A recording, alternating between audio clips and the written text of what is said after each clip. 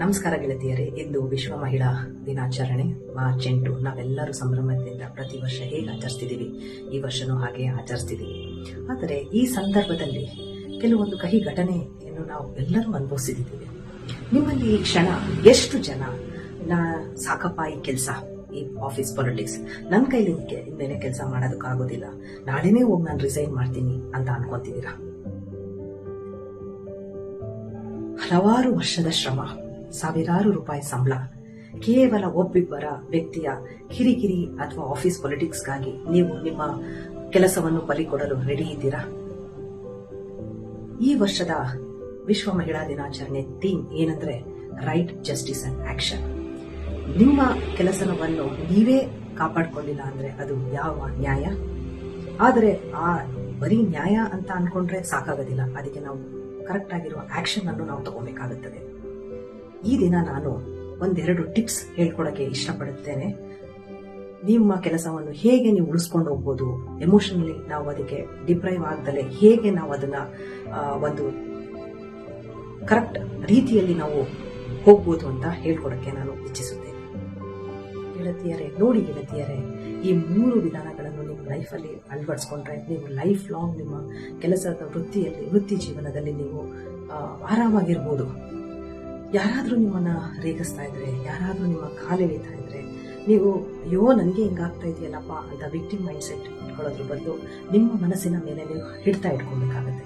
ಯಾರಾದ್ರೂ ನಿಮ್ಮನ್ನ ಟ್ರಿಗರ್ ಮಾಡ್ತಾ ಇದ್ದಾರೆ ಅಂದ್ರೆ ನೀವು ಇಮಿಡಿಯೇಟ್ ಆಗಿ ನೀವು ಅವರಿಗೆ ರಿಯಾಕ್ಷನ್ ಮಾಡೋದ್ರ ಬದಲು ಸುಮ್ಮನೆ ಇದ್ದು 24 ಗಂಟೆ ಕಾಲ ನೀವು ಯೋಚನೆ ಮಾಡಿ ಆಮೇಲೆ ಅದನ್ನ ನಿಧಾನವಾಗಿ ಏನ್ ಮಾಡ್ಬೋದು ಅಂತ ಯೋಚನೆ ಮಾಡಿ ನೀವು ರೆಸ್ಪಾಂಡ್ ಮಾಡಿದ್ರೆ ನಿಮ್ಗೆ ಒಳ್ಳೇದು.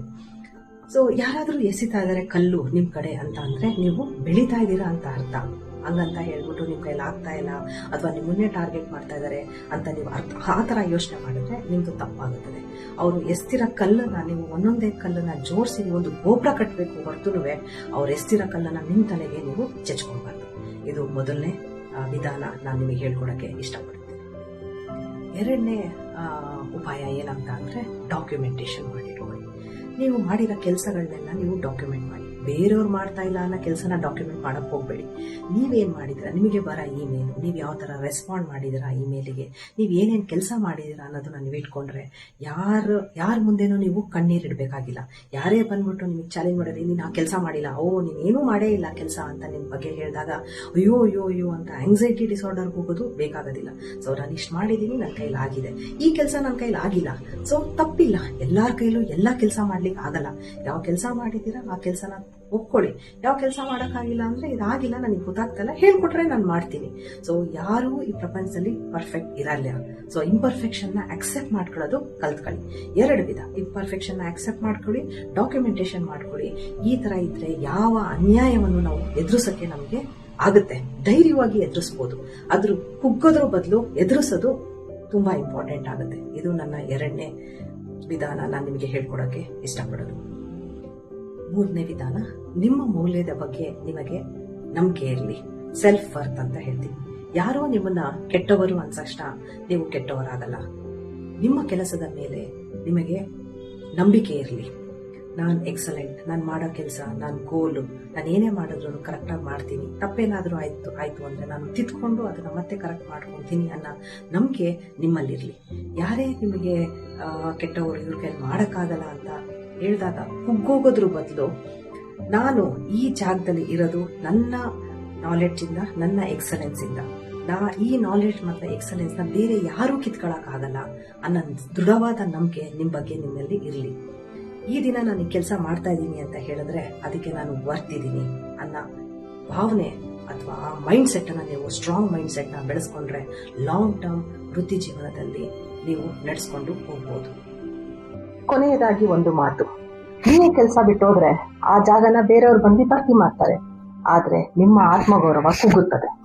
ಆದರೆ ಈ ಸವಾಲುಗಳನ್ನು, ಈ ಚಾಲೆಂಜಸ್ ನ ನೀವು ಎದುರಿಸಿ ನೀವು ಗೆದ್ರೆ ನೀವು ಮುಂದೆ ನಿಮ್ಮ ಮಕ್ಕಳಿಗೆ ಮಾದರಿ ಆಗ್ಬೋದು, ಅವರುಗಳಿಗೆ ಹೇಳ್ಕೊಡ್ಬೋದು ಈ ತರ ಎಲ್ಲಾ ಸವಾಲುಗಳು ಬರುತ್ತೆ, ಯಾವ ತರ ಎದುರಿಸ್ಬೇಕು ಅಂತ ನೀವು ಒಂದು ರೋಲ್ ಮಾಡೆಲ್ ಆಗಿ ಪ್ಲೇ ಮಾಡ್ಬೋದು. ಅದನ್ನ ನೀವೇ ನಿರ್ಧರಿಸಿ. ಈಗ ನನ್ನೊಂದಿಗೆ ಒಂದು ಚಾಲೆಂಜ್. ನಿಮ್ಮಲ್ಲಿ ಯಾವ್ದಾದ್ರೂ ಒಂದು ಅತಿ ದೊಡ್ಡ ಚಾಲೆಂಜ್ ಒಳಗಡೆ ಇದ್ರೆ ಕಮೆಂಟ್ ಬಾಕ್ಸ್ ಅಲ್ಲಿ ಶೇರ್ ಮಾಡಿ. ನಿಮ್ ಕೈಲಿ ಅಲ್ಲೂ ಶೇರ್ ಮಾಡಕ್ ಆಗಲ್ಲ ಅಂತ ಅನ್ಸಿದ್ರೆ ನನ್ನ ಫೋನ್ ನಂಬರ್ ಇದೆ, ನನಗೆ ವಾಟ್ಸಪ್ ಮೆಸೇಜ್ ಮಾಡಿ. ನಾನು ಖುದ್ದಾಗಿ ನಿಮಗೆ ಆ ಪ್ರಾಬ್ಲಮ್ನ ಹೇಗೆ ಸಾಲ್ವ್ ಮಾಡ್ಬೋದು ಅಂತ ನಾನು ನಿಮಗೆ ಹೇಳ್ಕೊಡ್ತೀನಿ. ನಿಮ್ಮ ಲೈಫಲ್ಲಿ ಅಳವಡಿಸ್ಕೊಳ್ಳಿ. ಮಹಿಳೆಯರೇ, ಈ ಮೈದಾನವನ್ನು ಬಿಟ್ಟು ಓಡಬೇಡಿ. ಇದೇ ಮೈದಾನದಲ್ಲಿ ನಿಂತ್ಕೊಂಡು ಸಿಕ್ಸರ್ ಬಾರಿಸಿ. ಹ್ಯಾಪಿ ಮಹಿಳಾ ದಿನಾಚರಣೆ ಮಾರ್ಚ್ 8, 2026 ನಿಮ್ಮ ಗೆಲುವಿನ ಹಾದಿಯಾಗಲಿ. ಸೊ ನೀವು ಇದೇ ಮೈದಾನದಲ್ಲಿ ನಿಂತ್ಕೊಂಡು ವಿಜಯ ಸಾಧಿಸಿ. Thank you so much.